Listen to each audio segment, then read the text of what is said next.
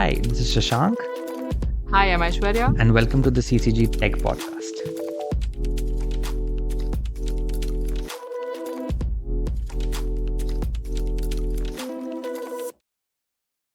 Hi, Prateek. Thanks so much for joining us today on the CCG Tech Podcast. Why don't we start by asking you to give a bit of introduction about yourself? Thanks for having me on. I'm very happy to be here. I'm Prateek Waghre. I'm the executive director of the Internet Freedom Foundation. The Internet Freedom Foundation itself is a digital rights organization. That works through three ways mainly: strategic litigation, policy advocacy, and civic literacy. I do feel I'm almost compelled to say this every time because people assume just because I work at the Internet Freedom Foundation, I'm a lawyer. I am not a lawyer. I'm a technologist who found his way into public policy research and digital rights more specifically. And so that's sort of the lens that I try to bring into our digital rights work. Awesome. Thanks for that, Prateek. Let us start by sort of framing the conversation. India is soon going into general elections. The dates have been announced. I believe close to 1 billion people are eligible to vote in this general elections in India. And of course, like the previous few elections, the digital ecosystem, the digital sphere will play a very critical role in the information flow during elections and during sort of the campaigning for elections in India.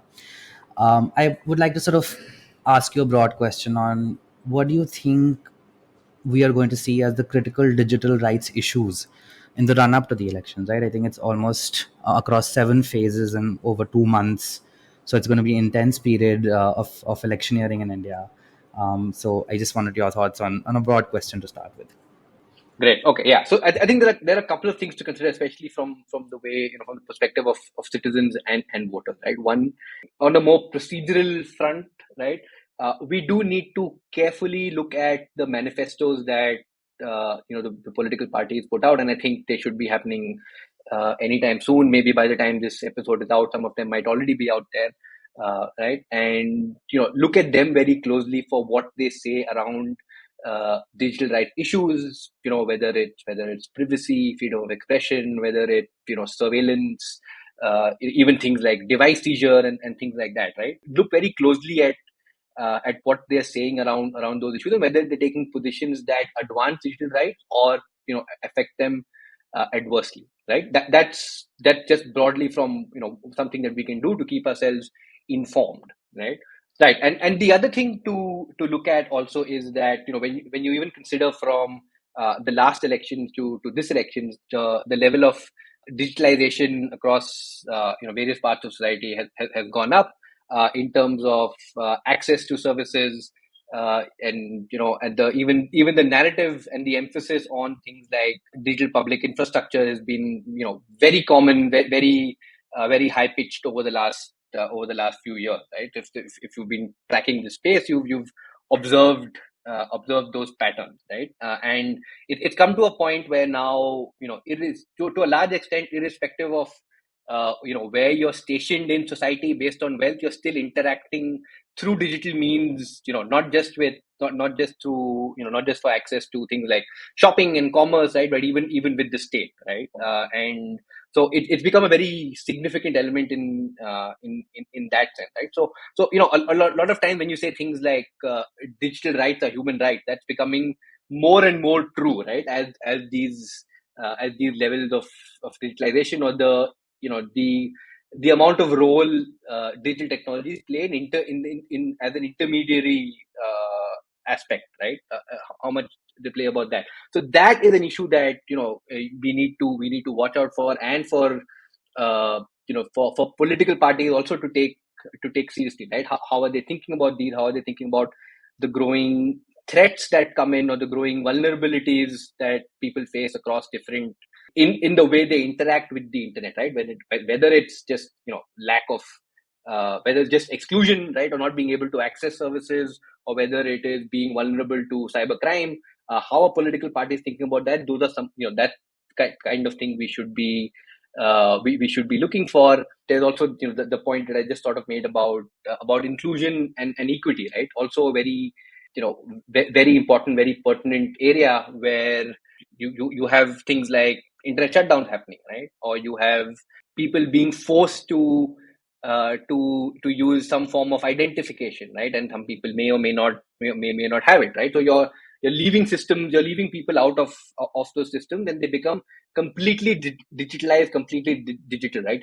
You're not always giving them another way to access those same services, those same benefits, or even if there is, it involves jumping through a lot of hurdles, a lot of hoops, just making it difficult for people to access, right? Another area to look at is from a free speech and a freedom of expression aspect, right? We have seen, for example, India's ranking in the Press Freedom Index getting worse every year. Then you have a number of other indices that point to a trend of general shrinking of the space for dissent and expressing opposition, right? And what political parties do or say about that, and how the executive and the institutions act during the election phase, and and beyond that, is also something that we need to be very, very careful and watchful about, right? And then there are just two more things very broadly in terms of issues that are going to be pertinent. One is, and this is already sort of happening with this whole conversation around a new digital competition law, right? But there is broadly some aspect or some measures or some intervention required in terms of making various kinds of digital platforms accountable. Now, I use the word accountable with a lot of trepidation, because it has been misused in our political context very, very very heavily as well, right? But there are ways in which it is affecting the opaque decisions or actions that many platforms are taking, and not just social media. We're talking e-commerce, we're talking a much broader set, right? That they're affecting people's lives, their ability to do business, their ability to trade, etc., in various ways, which or people as just consumers, right? And there are ways to bring in some level of accountability there. Now, like I said, using the term accountability with with a lot of trepidation, but maybe the way to look to approach that is first through transparency, right? And then understanding what the impact is, and building from there, right? And the last one, which is, and I presume we'll get into it in some form, because there's such a lot of conversation around it, is maybe the role disinformation broadly, and specifically generative AI, deceptive uses, and deepfakes can play, right? And I presume we'll get into that in a little more detail anyway. What you're saying is reminding me a little bit of, I think, what emerging tech is kind of forcing us to do in some ways, not in this context, because you're right that we maybe did have other opportunities to explore how the fact checking unit would work. But for example, if we do think about things like generative AI and deepfakes right now, which is becoming like a big issue in elections around the world, and more generally in how regulators and how everyone else thinks about what the boundaries of speech online should be, we're sort of forced into a situation where we have this technology, it's getting easier to use, harder to detect, and we don't really, or at least at this point, we can't really agree on how exactly we should respond to it. And in some ways, I mean, I guess until a few months ago, maybe the broad sort of like opinion was that we don't really need to respond. But I think at this point, everyone seems broadly on board with the idea that, especially for deepfakes, we need to have some kind of regulation. So you have some ad hoc sort of like measures popping up. And I know that there's no real easy way to answer this question, but I'm just curious about how you think about deepfakes in the context of elections specifically. We also have a bunch of other issues with revenge pornography, with what that does to evidence standards and those other Yeah. kinds of things. But since we are talking about the context of the elections and speech, I was just curious about your thoughts on this. Yeah, no, this is actually a very fascinating question, and I guess an unfortunately fascinating question, because it is so difficult to sort of to unravel, right? I'll say upfront, I don't think I'm convinced that we need a regulatory intervention, and I'll expand on this why, right? So first, from my perspective, I think the way I've sort of been thinking about this is, okay, first let's place the role generative AI might play, or the deceptive use that of generative AI may play in with the existing factors we have in the electoral context in India, right? So you already have this system of opaque electoral funding, you have asymmetry in resources, you have a very obvious to the naked eye, but somehow not institutionally determinable blending of state and party machinery, right? In terms of election campaigns, in terms of use of voter information, beneficiary information, right? And this is happening both at the union and the state level, right?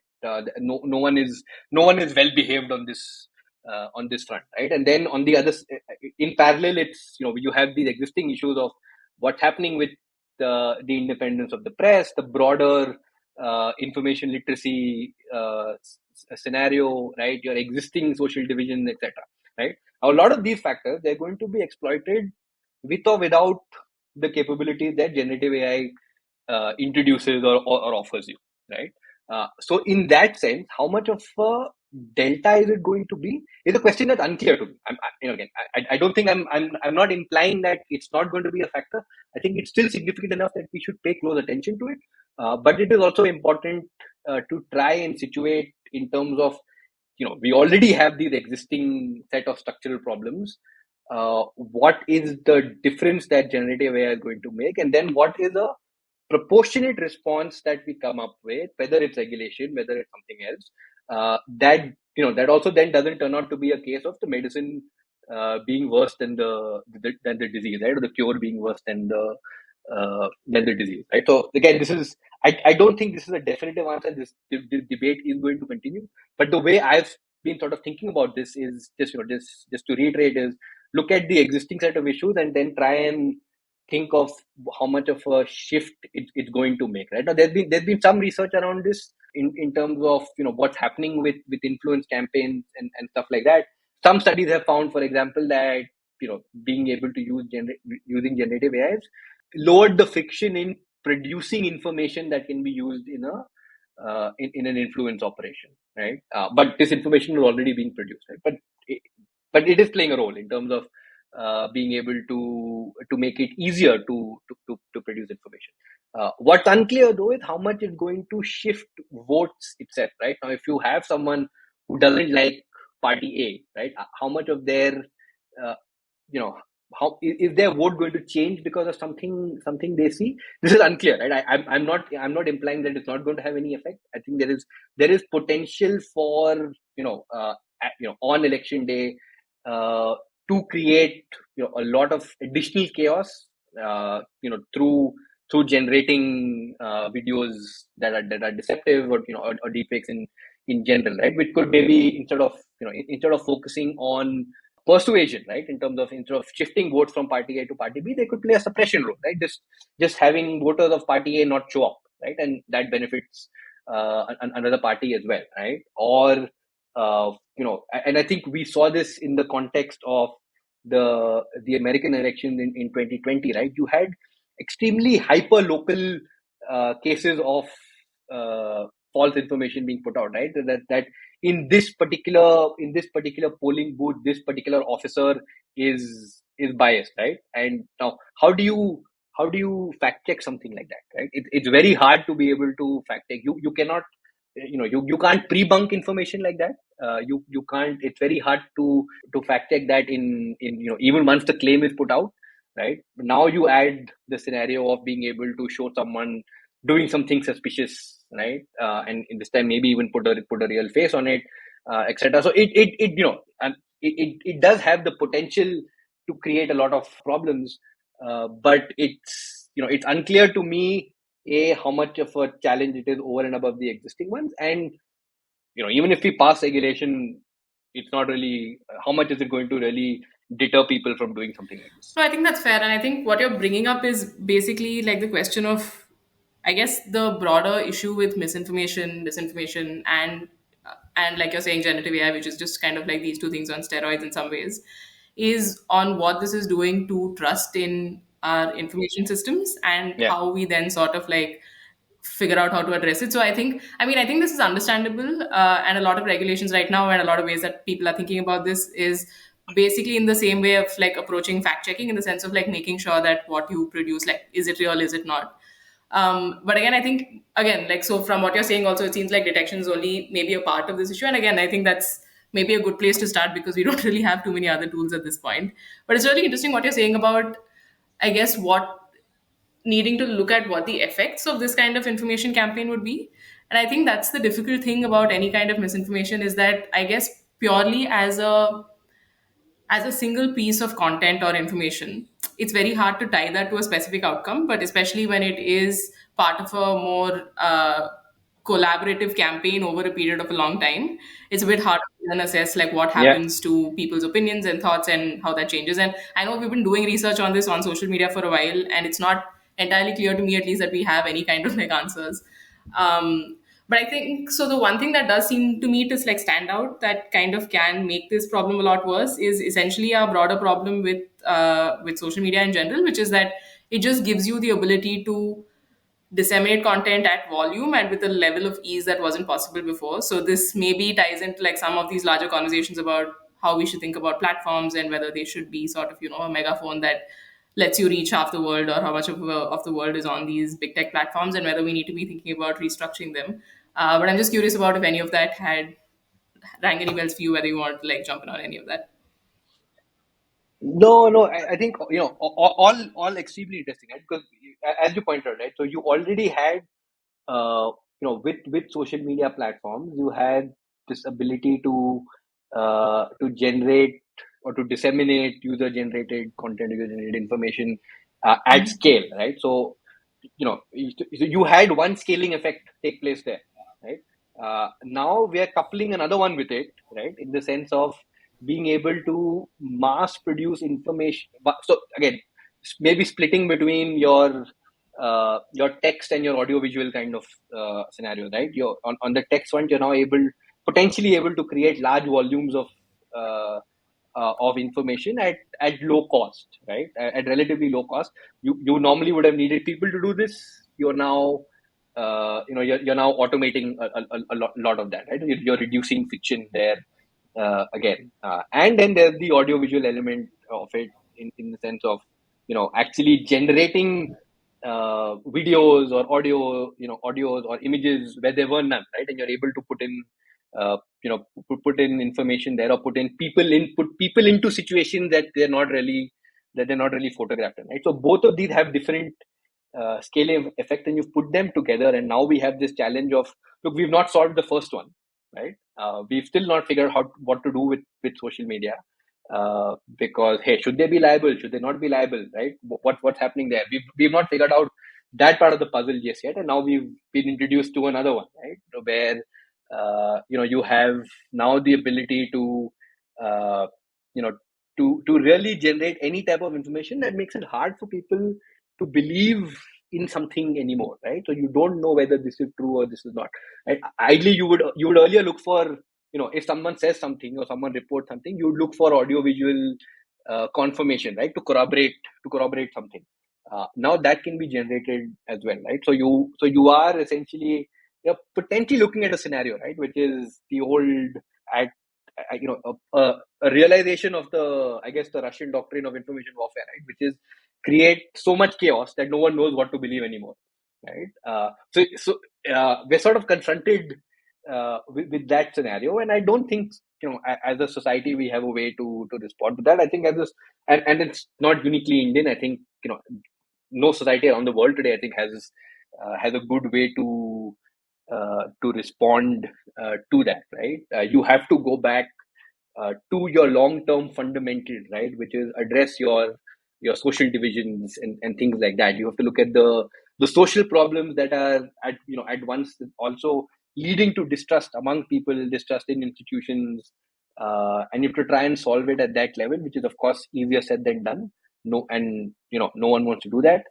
So it then becomes easy if you're a politician to say, hey, here is an advisory, or here is a notice that says don't do this, and snap your fingers, say make it so, and you think that that will happen. And my point is, it's not going to work like that, right? We can tell platforms a lot of these things. We can threaten to take away their safe harbor protections, but there is a very real capability gap there as well, right? It's not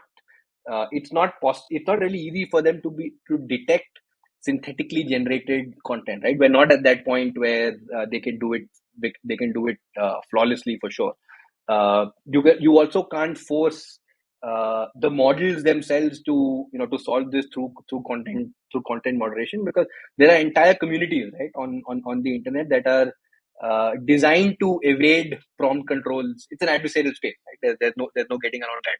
The entire community is designed to evade these controls that someone like an OpenAI might have on on saying that, okay, look, you can't put a particular politician's name in a prompt, right? But if you say, hey, Indian politician doing this, you might get an image that looks very much like an Indian politician. In fact, I think Decode wrote an article and they pointed out this exact scenario as well, right?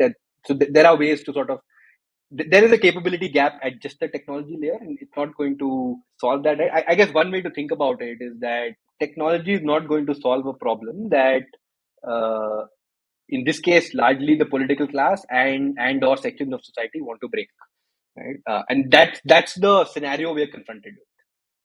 Yeah, so what I hear you saying is that broadly there are two issues. So one being the tech issue, which is detection and actually figuring out how you moderate content at that level, and the other being the larger speech issue, which we haven't really solved in any other context either. Especially the thing that Yeah, complicates this, and this is the kind of content that I think platforms have trouble with anyway, is that there are legitimate users as well. So it's not like anything that's generated artificially, and how we even define that is, correct. should by default be moderated, Exactly. which definitely does Yeah. complicate things. Shashank, did you want to jump in? Yeah, and just picking up, thanks Prateek for your comments, and just picking up, legitimate users. I saw in the whole Zomato versus Swiggy debate that's going on the internet. I saw Swiggy generate, for their ad campaign, something artificially generated, as a counter advertisement to the Zomato controversy. So there are legitimate uses of synthetic media as well. But Prateek, I wanted to take a couple of minutes and explore at least something that's worried me a bit. The government's been asking generative AI companies, social media companies, that be careful about watermarking generative AI synthetically created information, and label it and signal its provenance. And you've spoken about detection. In our work, we also speak about how these technologies to that will watermark or that will label are also not foolproof. You can simply take a screenshot, for example, of a Yeah. synthetically created image and share it. So what will the watermark do? So I don't know, as a technologist, what do you think about this approach to policy making, that you sort of inform how technology develops? The other thing is, I hear a lot of commentators speak about digital literacy, for example, right? That Yeah. we all need to ensure that young kids are digitally literate. They are exposed to various forms of misinformation and are taught how to detect. But I also keep thinking that, isn't this focus on digital literacy, media literacy, is it like pushing the burden back on the citizens and the users, and governments and companies, who are the real power stakeholders in this conversation? It's easy for them to say this, because and shift the burden, because they are the ones who actually should take the burden on ensuring that there's media literacy. And in a population where basic literacy and digital literacy is not very prevalent, I sometimes think it's a bit disingenuous to shift that burden on citizens. So would love to get your thoughts on these two streams of thought. Itself, I think it's important to note that these kind of things the industry was already talking about in a lot of that. So the government hasn't necessarily come up with something out of the blue saying, hey, do this specifically, right? It seems like uh, these were solutions that were already being explored, brittle as they were, as you pointed out, and the government basically has come and said, hey, you need to do uh, some of these things, right? Which, look, governments nudge all the time. That's not necessarily a bad thing. You sometimes have to then place it, in the context in India, where sometimes the nudge is not always just a nudge, right? It comes with a stronger, with stronger intent or stronger force behind it, and the broader thing of, look, you don't necessarily want government defining product features to a large point. You do sort of want them to maybe define outcomes, not so much the specifics of how you go about doing it. I think And you were going to and Prateek, why do you interject. Yeah. think, as an average citizen listening to you, I'll be like, what is the problem in asking companies to do watermarking, to label, right, to signal provenance? That seems like a logical policy solution. It's a quick one. Let's burden the companies to be a bit more responsible. As a technologist, why do you think, that it's important to sort of think about that a bit more carefully? No, so here's the thing. I think the context in these kind of things really matters, right? Which is the thing. So in the specifics of, when you're talking about watermarking, things like that, these were things that the industry was already talking about. There was a lot of conversation around some of these types of interventions already, right? Now, again, it's not it is not a given, right, that the intervention that industry is talking about are the best, because they have their own set of incentives there. We have to recognize that, right? They're not always acting in the public interest, right? We should be cognizant of that. Don't just assume that just because companies are saying something, it's right. So there is certainly that tension there. It's just from a broader perspective of how much do you want government actually dictating what companies build, and you don't want to go too far down that. So it's in many ways it's the classic slippery slope kind of thing, right? So you want to be very very tentative, very cautious about in what scenarios you have that happening, what scenarios you don't, and they should be the exception rather than the norm, right? Again, this is easier said than done, because political economy, etc., all these play a role, right? It's one thing to say that you only do this 1 out of 10 occasions or whatever, but then it becomes very difficult. How do you define what that one occasion is? How do you define what those 10 occasions are? A lot of that is an outcome of uh, you know public conversation and feedback, right? So in this case, for example, uh, now I have legitimate issues with even the initial notices because of my existing problem with the IT rule, right? But set those aside, right?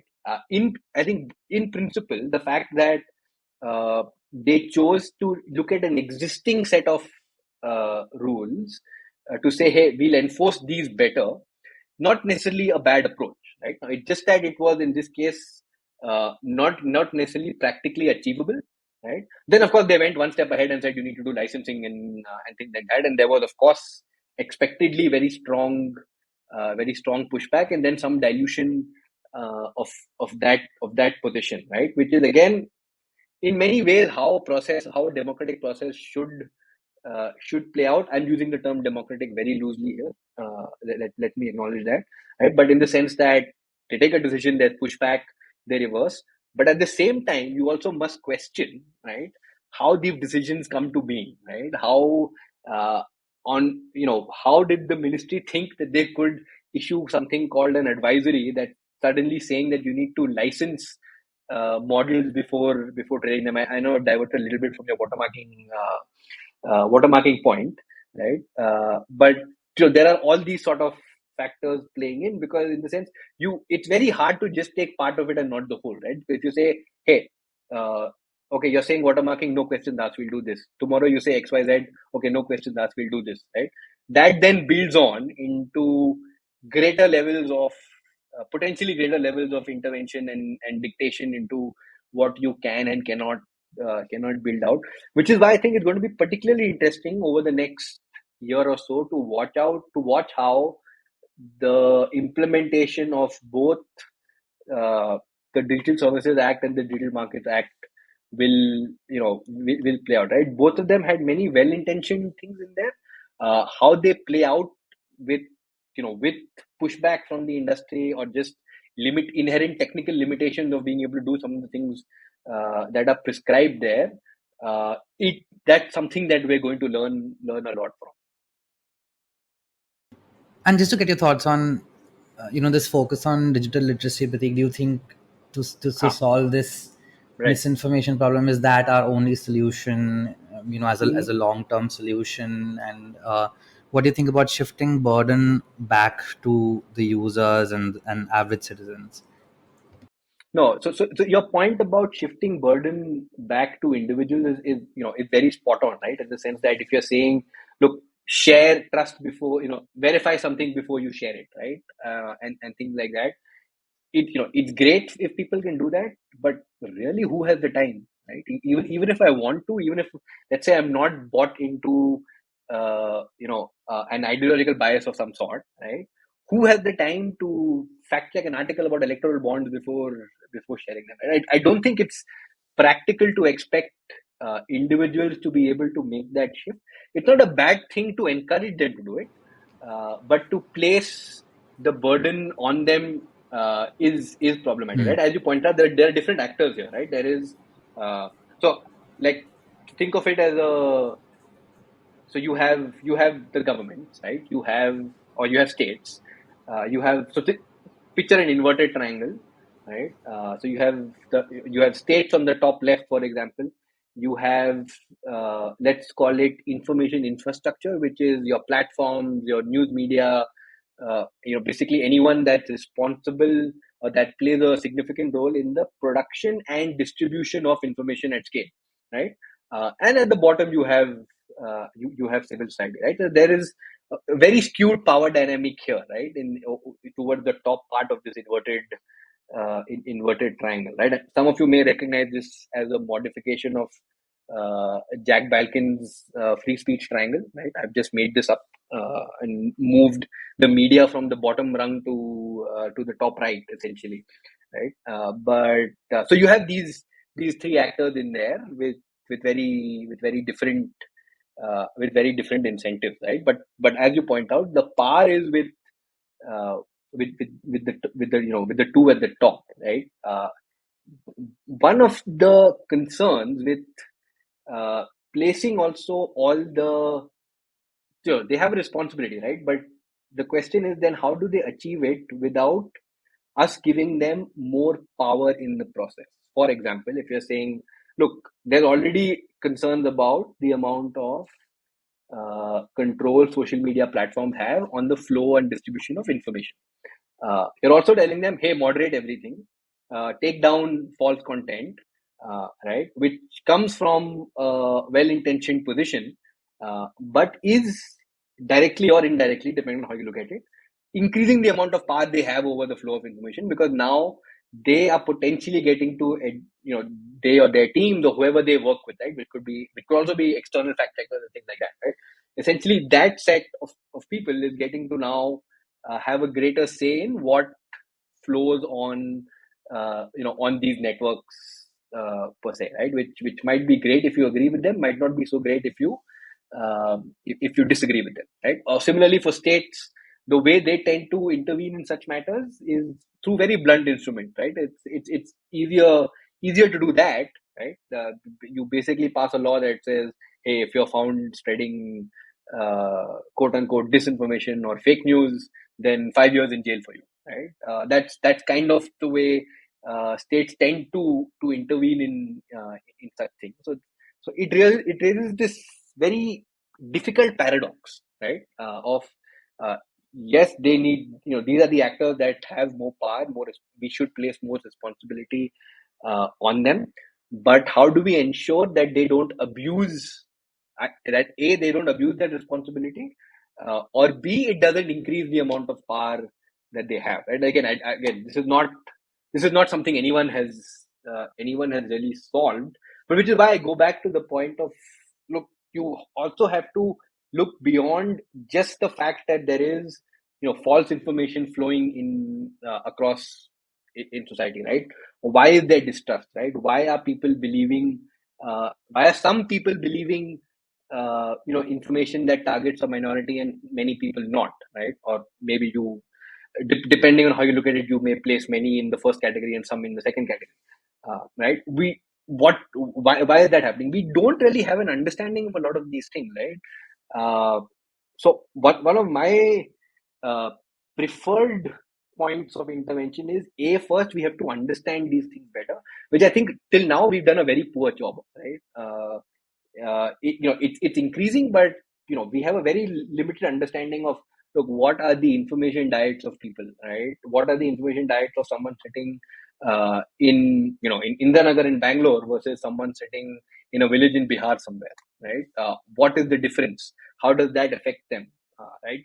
And again, these kind of studies are also intensive and hard to do. So no one is expecting that they happen overnight, but we need to start understanding things that, even at that level, right? How they are affected uh, by social problems, how, which sections distrust the media, which sections don't distrust the media, how does trust in government play a role in this, how does trust in particular political leaders play a role in this. So there are a lot of variables, right? And in fact, if you're a researcher, a lot of them are confounding variables. But uh, that's sort of a very long way of saying that this is not an easy problem to solve, which is, great, not news to anyone. Uh, but that's where we are, right? There is a lot of complexity. Even I think if we all agree that you don't place the burden uh, at the level of the individual, I think there's no disagreement on that. It's then how do you ensure that you place responsibility on the powerful in whether it's government, whether it's the information infrastructure and the dominant players there. How do you place responsibility on them without increasing their control and their power? And just one more thing that complicates all these matters, Prateek, is we are making an assumption that people do not want to, or people are rational enough to not give in to confirmation bias, or they're rational enough to be wanting to make a distinction between misinformation and content that's not a misinformation. Often we see from research that people give in to misinformation content. They want to share it. They don't want to necessarily check whether something's true or not. It forms part of the narrative they want to believe in. So all these policies or interventions on misinformation also assumes that people are very rational and they don't want to give into the attractiveness of a narrative that they want to believe in, that may be false in nature. No, absolutely right. I think I, I think David Rand and team that have done some studies around this, right? And of course, your existing confirmation bias plays a role. Time poverty plays a role. I think some of them have found that if you issue, if you uh, draw attention to accuracy in some form just before they share it, it leads to some reduction. But then again, the effects of that decay over time, right? Which means, okay, you've seen a prompt saying don't share false information, and you maybe think about not sharing something, but after 2 weeks you forget about it, right? And you basically revert to your mean behavior and things like that. Again, mean not in the uh, you know uh, in the sense of being mean to someone, but mean in the sense of arithmetic means.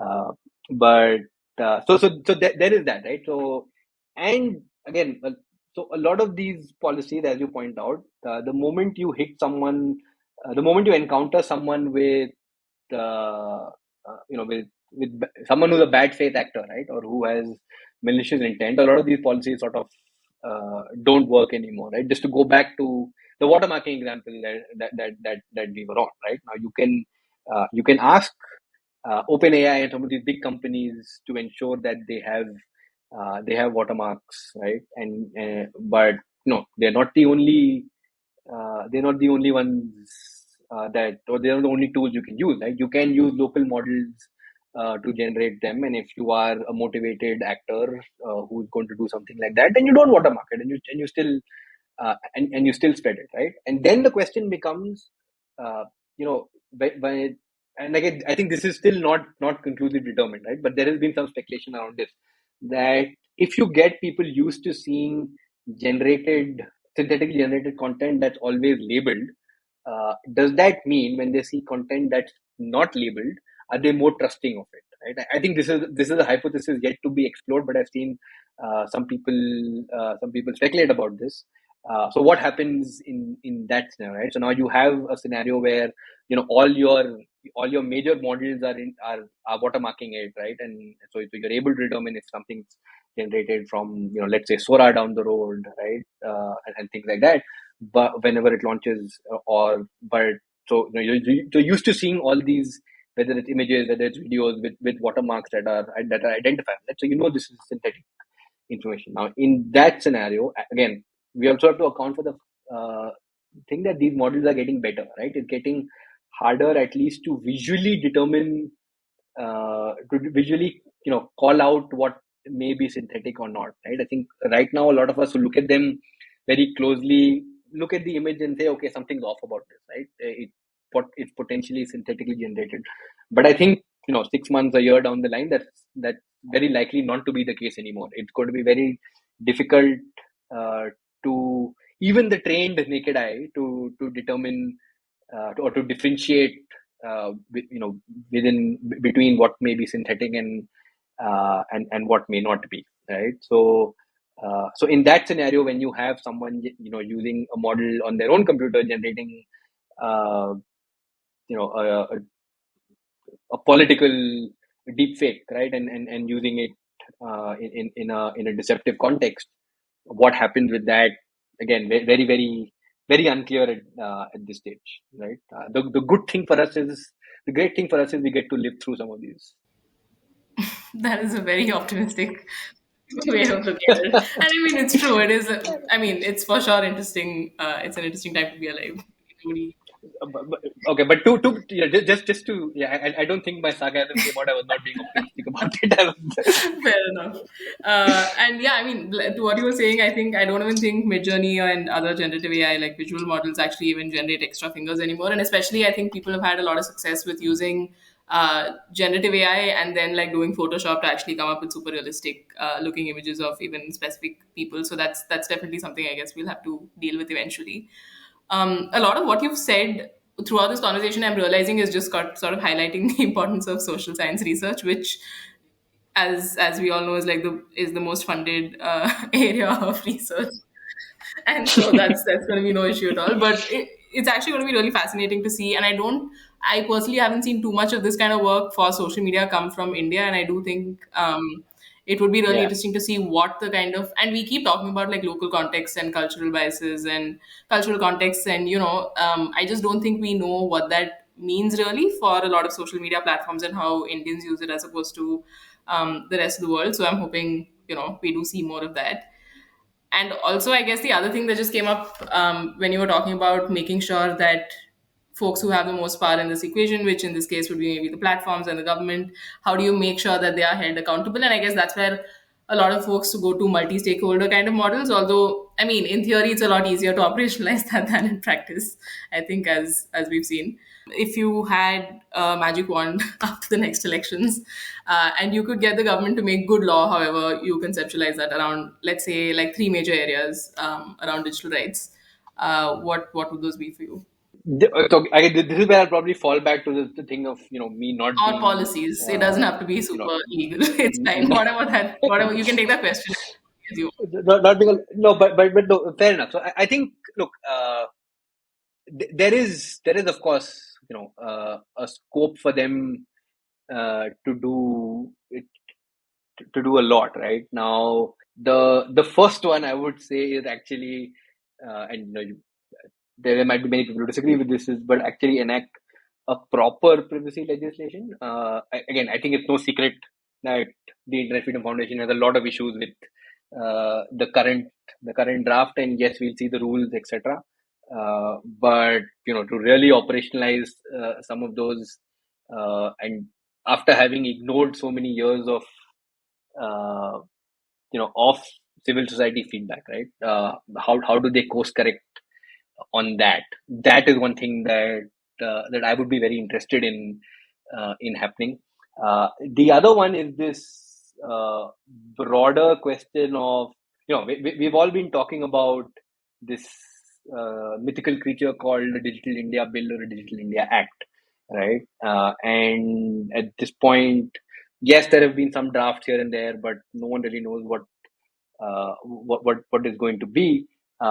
And I think on that front, I would actually take the thing of, look, before we do the policy, right? I go back to the point you were making about the need for, the social science research, right? What I would ideally like the government to do is encourage more research, more understanding of these things before we jump into the regulation and the policy aspect of it, right? Because I think, for example, right now we've not really articulated the problems we want to solve, right? So we talk about an open, safe, trusted, accountable internet, right? And we talk about user safety, but I've never seen an articulation of what are the specific safety issues, or the online safety issues, or the online harms issues, if you want to borrow the UK's initial phrasing of it, right?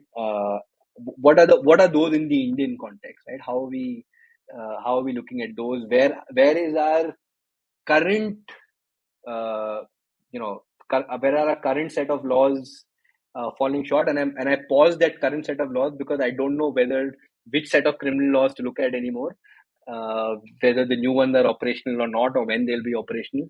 So so ideally we would have had to do an analysis of, look, these are your safety issues that you've identified in the Indian context. Here are the current set of laws. Here are the ones that may apply, here's where they fall short. And how do we go about amending or tweaking these laws, or improving redressal mechanisms for the existing laws, rather than just going out and creating new acts wholesale, right? So this is more approach rather than what they're actually sort of doing, right? And I would hope that approach sort of extends uh, to all spheres of lawmaking. Since I have a magic wand, why not why not wield it? There are also, I think, there are a couple of specific points that also might be worth getting into, right? For example, transparency around especially around uh, content takedowns, right? They all infamously invoke a confidentiality clause, right? It's not clear. It's uh, how can we move away from that regime, right? That would be something I would be very interested in, right? And then just to go back to some of my technologist roots, even though I was never a cybersecurity researcher, right? I think the lack of clarity today on what happens to people who report vulnerabilities, etc. That is something we should fix, because we are in a scenario where so many of us are exposed, to either cybercrime or cybersecurity risks because of vulnerabilities that are existing, whether it's in government systems, whether it's in systems that companies have built out or the private sector has built out, etc. Uh, how do we encourage responsible research and reporting of these without there being a threat of criminal prosecution of some of these researchers, right? The things like that. But I think I'd go back to saying, broadly, what I would really want to see changing is our approach to some of the regulation. Then once your approach is right, you can hope for better regulation to happen, right? And again, I say that with this thing that, look, hope is not a strategy. Yeah, no. So I'll just stop at hope is not a strategy. And I think that's a great way to end the conversation, in a way that you're talking about re-engineering the strategy of making tech policy in India. That's something we often speak about as well. Thanks so much, Prateek. Before we end, I want to try something new. I want to ask you, what is your happy space on the internet? Where do you sort of spend your leisurely hours, and where do what's the space that you enjoy? That's a great question. I don't know if there are too many happy spaces left on the internet. Right? I'm almost tempted to say, right now my happy space on the internet is when I switch off. But no, but so, I think in personally in my journey, my interaction with the internet has generally been very positive, right? It's always for me been a place that has presented opportunities. Of course, this is by far from being everyone's lived experience with it. But where I go back to, right, are my sources for reading and my sources for writing, right? And that's really when I want to switch off and I want to think, when I want to write. That's sort of the spaces that I go through, right? So again, some of these are on the internet. For example, whatever RSS feed you're using, and RSS in this context stands for real simple syndication, right? And that's where I go, with reading my RSS feed or my newsletters. That's where I go for almost therapy in a sense. I thought you'll say YouTube or Instagram, but that's a great answer. Thanks so much for that, Prateek, and thanks so much for your time. And unfortunately, we'd love to keep on chatting with you, but that's a wrap from our side. Thank you so much. Thanks for having me.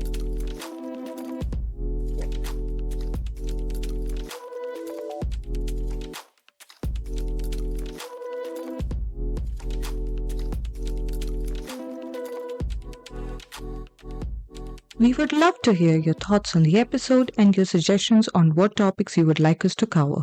You can reach out to us through email or find us on our social media. We will link to details of these in the show notes. Lastly, we would like to thank National Law University Delhi for their support in creating the podcast. If you enjoyed the conversation, please like and subscribe wherever you're listening to the podcast. We look forward to bringing you more content. This podcast is created by Center for Communication Governance at National Law University Delhi. This episode was edited by Gopika.